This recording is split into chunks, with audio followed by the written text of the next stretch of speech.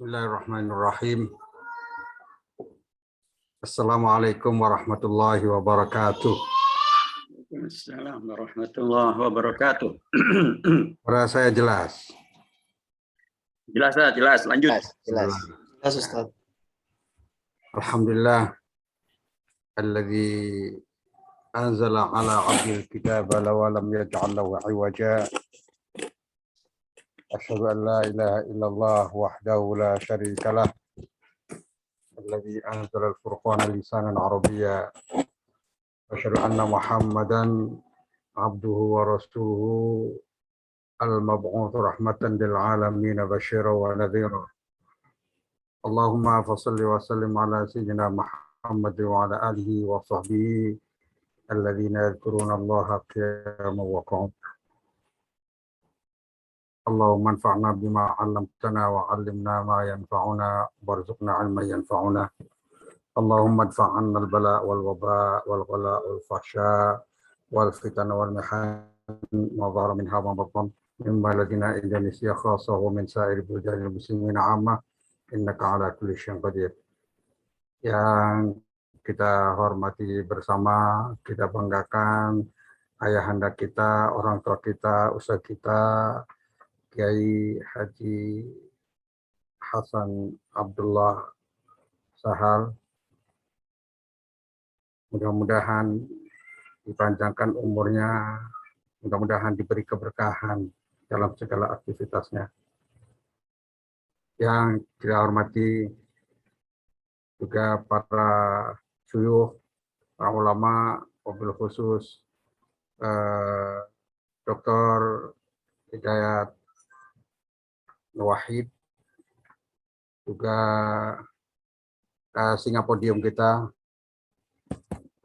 Ustaz Bakhtiar Nasir, dan Ketua Umum Forum Mubalik Alumni Gontor, Ustaz Haji Bukhari Somad,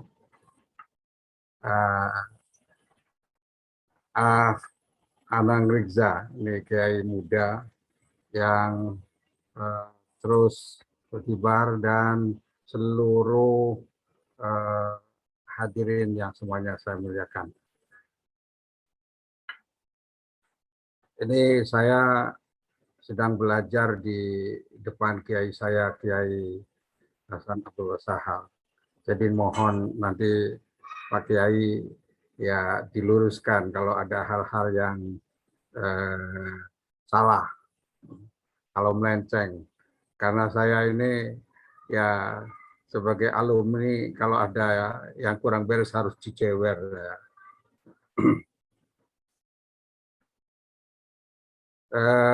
Alhamdulillah, saya harus mengucapkan selamat terlebih dahulu pada pengurus baru FMA. Mudah-mudahan bisa bekerja sama dan bisa menyatukan umat di Indonesia ini yang sangat membutuhkan upaya-upaya kita secara maksimal agar bangsa Indonesia menjadi suatu bangsa yang bisa bangkit, bersatu, dan bisa menjadi negara yang bermartabat.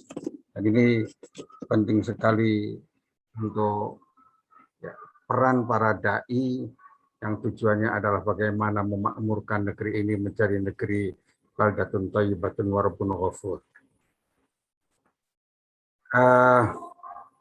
Para alim ulama, para masyayikh yang semuanya saya hormati. Musibah itu memang satu hal yang mesti bagi seorang muslim. Bagi setiap mukmin, ujian adalah satu keniscayaan, karena sejak dulu kita sudah ditanamkan sejak kecil, ketika di Gontor sudah di kader sedemikian rupa dengan berbagai macam bentuk-bentuk, ya katakanlah ujian-ujian sederhana, dengan dibimbing terus sehingga kita menjadi terbiasa menghadapi berbagai macam ujian. Seorang mukmin pasti akan diuji, dan semakin tinggi keimanan seorang pasti semakin berat ujiannya. Bagi kita ya mungkin biasa saja, tetapi bagi orang-orang yang tinggi keimanannya sangat berat hidup seperti sekarang ini. Karena untuk bersih dari berbagai macam kemaksiatan di hadapan kita agak berat sekali. Kalau bahwa orang-orang yang terdahulu itu hasanatul mukminin saja biasa banyak yang dianggap sebagai sayyiatul abrar. Pantas itu. Karena mereka betul-betul ya sangat dekat dengan Allah Subhanahu wa taala. Kalau Hanzalah saja merasa ketika jauh dari Rasulullah SAW, kemudian merasa bahwa di sini seakan-akan ada kemunafikan. Nafaqah Hanzalah. Sampai merasakan seperti itu para sahabat. Nah, boleh jadi kalau para sahabat hidup seperti ini, betapa kehidupan ini sangat jauh ya dengan kehidupan para sahabat yang sangat dekat dengan Rasulullah SAW.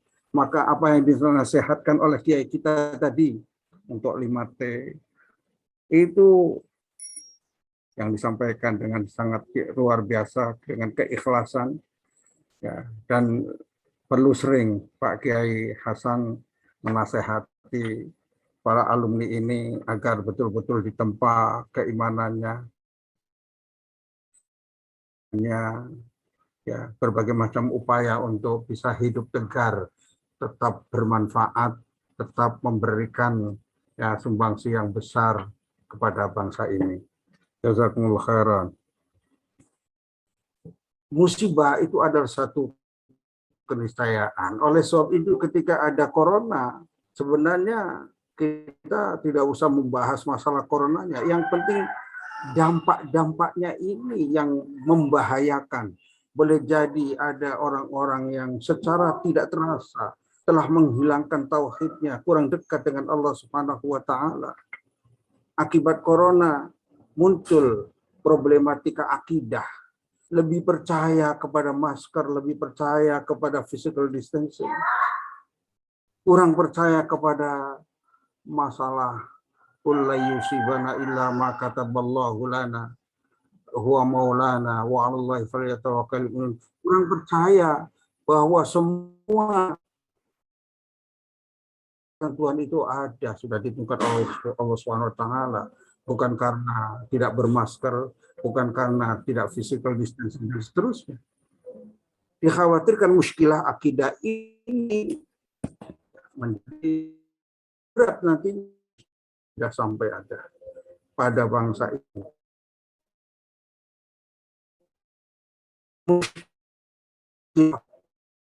Dengan banyaknya orang-orang yang di PHK dan PHK itu akan semakin banyak, dikhawatirkan ini. Maka para alumni untuk bisa bagaimana membangkitkan ekonomi umat ini, karena setelah coba di kantor-kantor 30% masih bisa berjalan, yang hadir 30% bisa berjalan, ya 50% berjalan.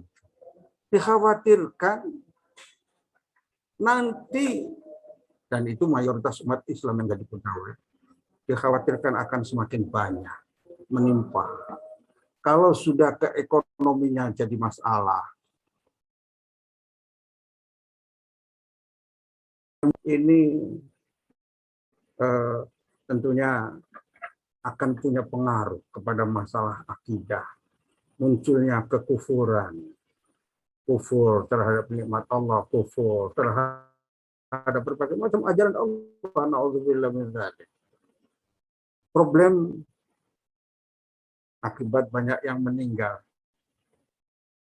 juga adanya banyak anak yatim, banyaknya ya aromil, janda-janda, banyaknya orang-orang yang ya mungkin anak yatim yang sangat luar biasa ini, kalau kepedulian para ulamanya, para dai-nya, para orang-orang agnianya, maka akan terjadi problem yang besar. Jadi sebenarnya yang sangat dibutuhkan sekarang ini adalah para dai, para mubaligh yang bisa bagaimana menghadapi akibat dan dampak daripada pandemi ini untuk dijadikan sebagai satu pujian yang lebih bagus. Menjadikan ujian ini untuk berubah menjadi pujian, dan itu kewajiban para dai. Mulai dari bagaimana menyatukan umat, dan yang sangat berat, ya kalau saya sering